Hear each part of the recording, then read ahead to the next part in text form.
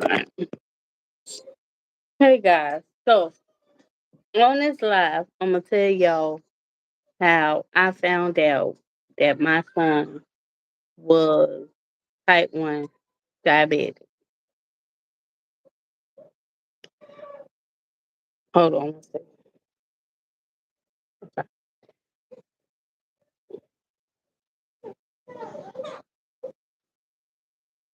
Yeah,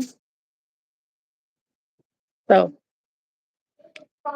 we had went in to do um it was gonna be a normal like sick child checkup um that day because he just was looking a little pale to me, not looking right, not breathing right, and to me it just he just did not seem like himself.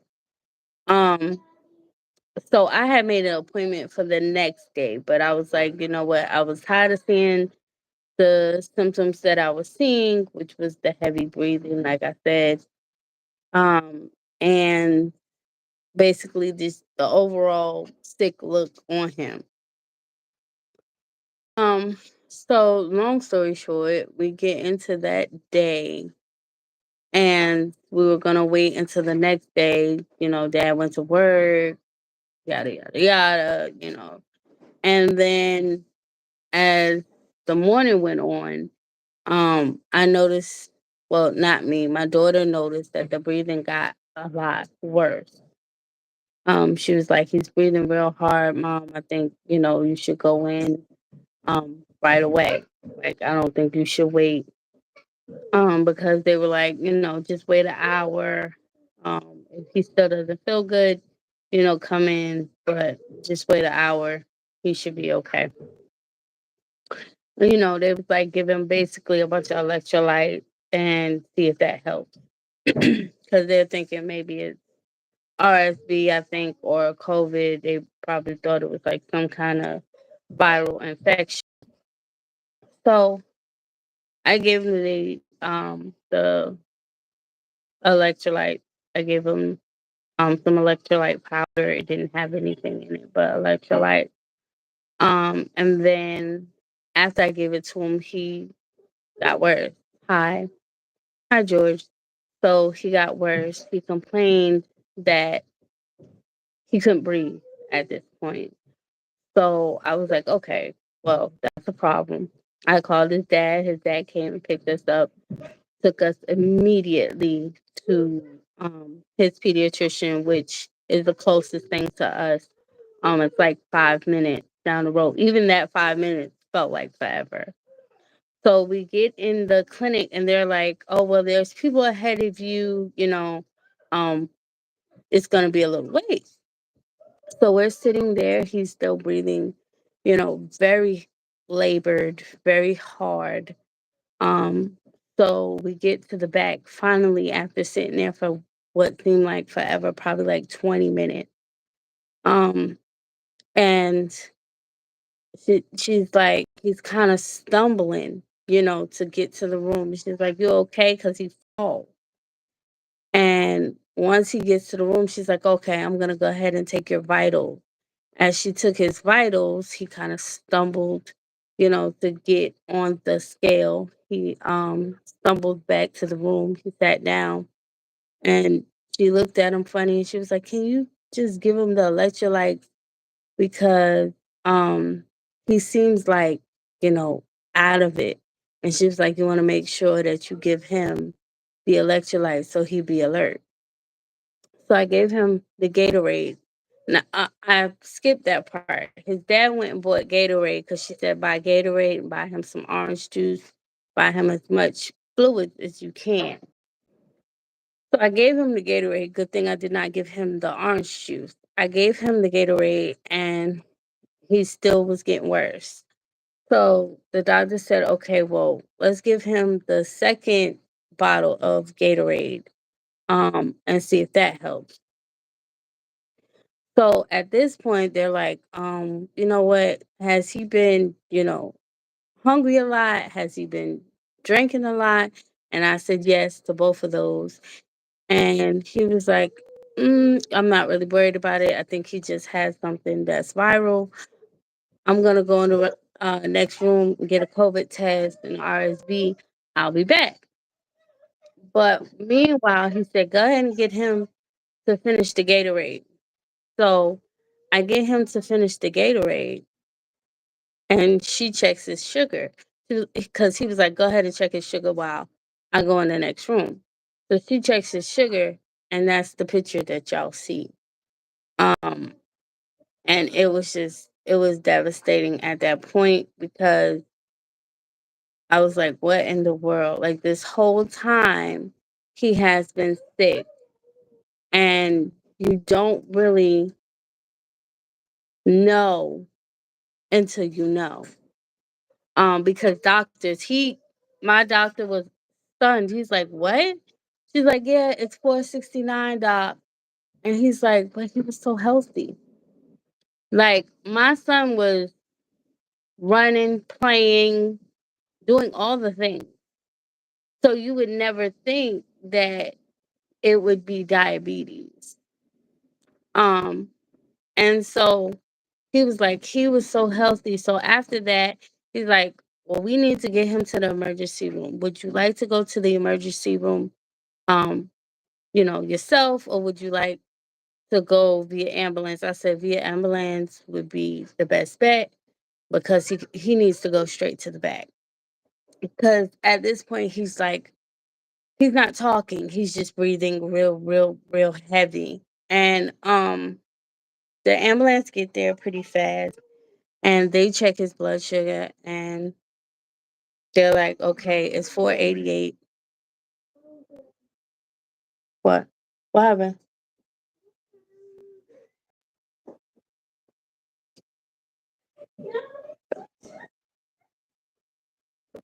Oh, y'all don't scare me off. I'm saying telling this story, y'all saying scare me off.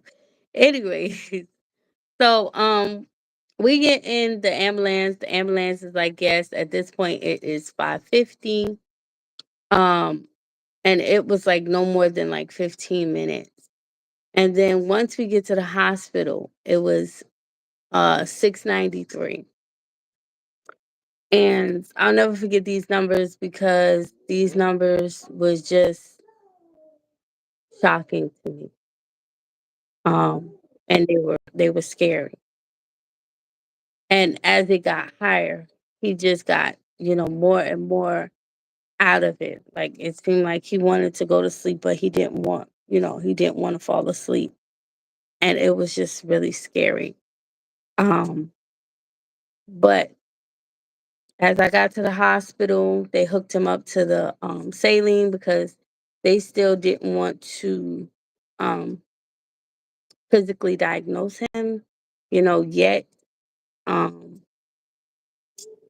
because from what the doctor explained to me, a lot of things can just jump up a kid's sugar.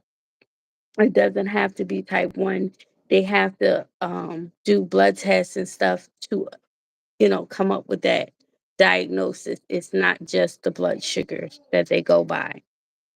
Um, so they did the blood test and all of them came back um, with that diagnosis. He was in DKA. Um, his pH level was well over 7. I think it was 7.6 or something, which means his blood was very acidic. That's why he was breathing so hard because he could breathe.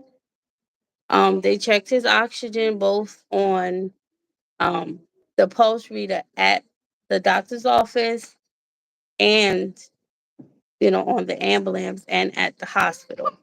So he was breathing at 100%, but he was breathing so hard because his blood was acidic. So his blood was trying to eliminate the acidity and the sugar by having him breathe it out.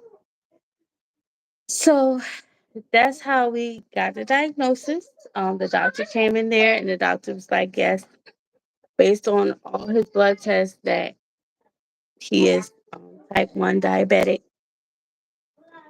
And being his dad was just like, wow, how how do you go from a healthy um newborn to a child that forever is, is going to have to take insulin, that has no pancreas function, and that's what happened.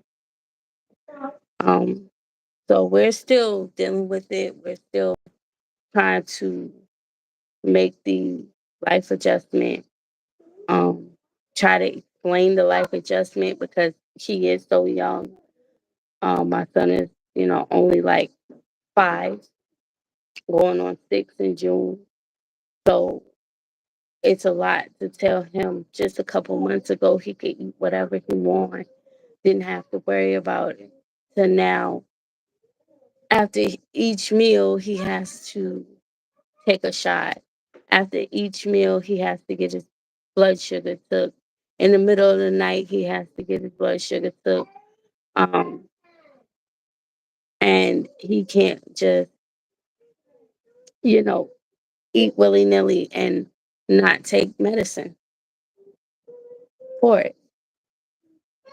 That's that's the hard part, explaining that. Um, because he's always like, I want my next meal, I want my next snack, I want this, I want that. And, we can give him that. It's just explaining to him that afterwards we have to give you medicine. And that medicine can't always, be right after you eat. You have to wait a little while. Um, yeah, that's the hard part. But otherwise than that, he's been doing good. He really adjusted to it. Surprisingly, he did not fight when he had to get his blood sugar drawn. He did not fight when he had to take his insulin. He still doesn't. Um, so surprisingly, he took it really well. Me and dad did not. Okay. We did our crying. I did well, what did I do in pregnancy? Well, what, was I diabetic? Why didn't nobody catch this earlier? I didn't know that. Hmm? You can call on the table. The table's clear, baby.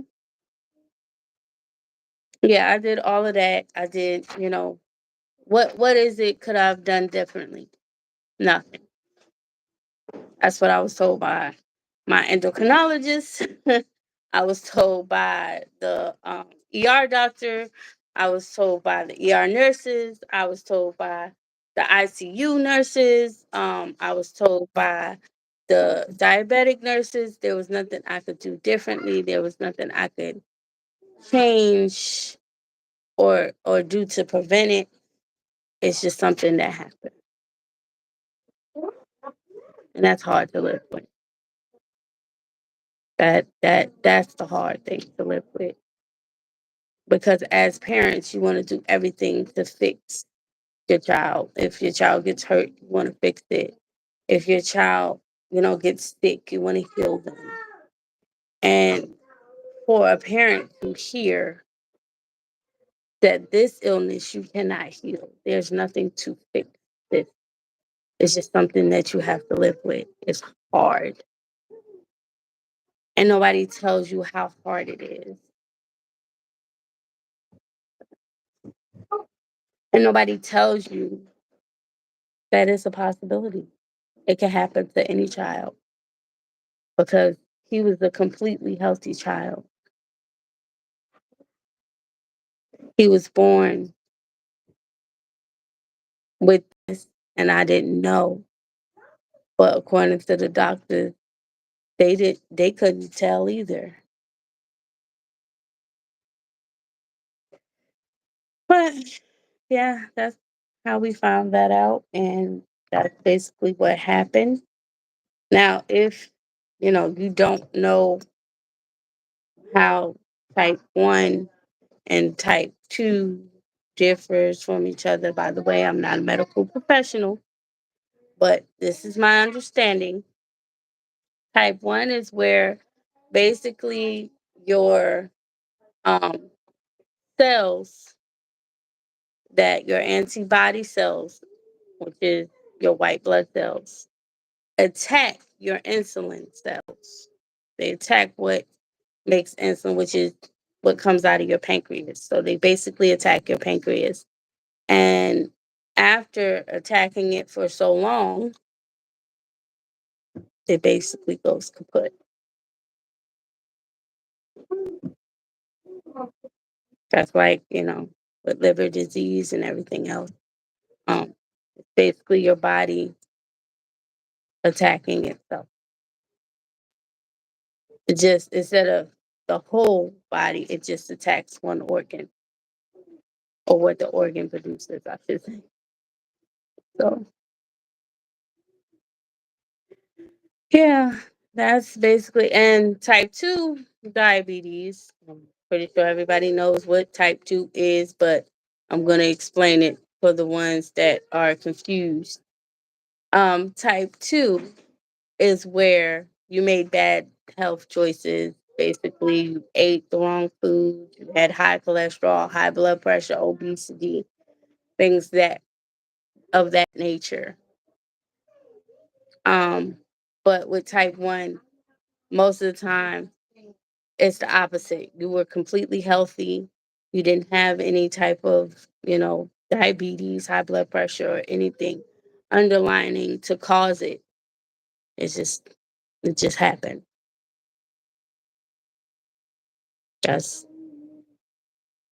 the difference. Um, but like I said, it is a life adjustment. It is a lot um to explain to a 5-year old. It is a lot to explain to parents that, didn't really know what or how it came about, or what it even was. Um, yeah, but we're dealing with it. We're taking it one step at a time, and he's doing better, a lot better, now that we know what's going on. Um, his blood sugar is getting a lot better. We finally hit the ones and the twos. At first, we was just hitting twos, threes, and fours, but now we're finally into the ones and the twos. So every now and then we jump up to 3 and 4. So we're trying to eliminate that. But if you know, with type 1 diabetes, um, it could take a while for his numbers to get steady. Um, a lot of people were telling me to do like herbs and stuff like that, but I never hear anybody say that the herbs and stuff really work for children because their metabolism is so wonky. Um, so I mean that'll be some research I do down the line um for him, because he definitely, needs something to stabilize the fact that he likes to eat. My son likes to eat, as you can tell. He comes from a person who loves to eat. Um, so he definitely needs something to keep him more stable, but we'll talk about that later on down the line. As far as I know, none of those herbs and um, alternative medicine has been proven in children to work because of their metabolism. I assume. I don't know. Um, but if you have any tips on, what else I could do as far as him, I mean, any food tips, any tips at all, um, that would be greatly appreciated. And make sure you comment those tips and subscribe if you're new. All right, I'll see y'all in the next one. Bye.